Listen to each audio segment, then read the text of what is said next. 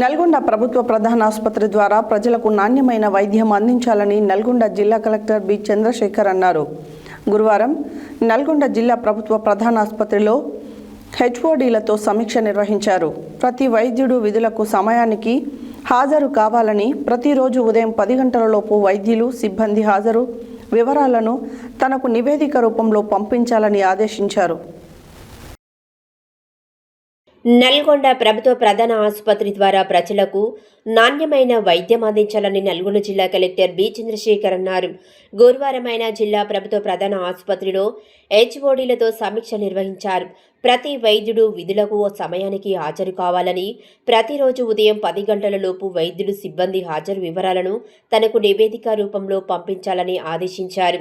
ఈ సందర్భంగా హాజరు పట్టికను పరిశీలించిన కలెక్టర్ వివిధ విభాగాల హెచ్ఓడీలను ఆయా విభాగాలలో చికిత్స పొందుతున్న రోగుల సంఖ్య, అందుతున్న వైద్య సేవలు, ప్రత్యేక కేసుల వివరాలను అడిగి తెలుసుకున్నారు.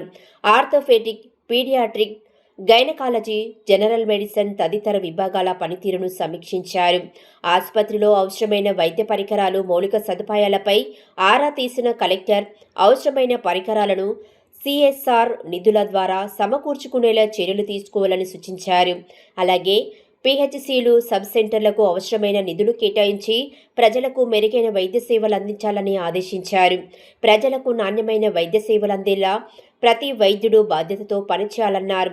సమావేశంలో మెడికల్ కళాశాల ప్రిన్సిపాల్ సత్యనారాయణ, ప్రభుత్వ డాక్టర్లు, డాక్టర్ నగేష్, వివిధ విభాగాల హెచ్ఓడీలు పాల్గొన్నారు.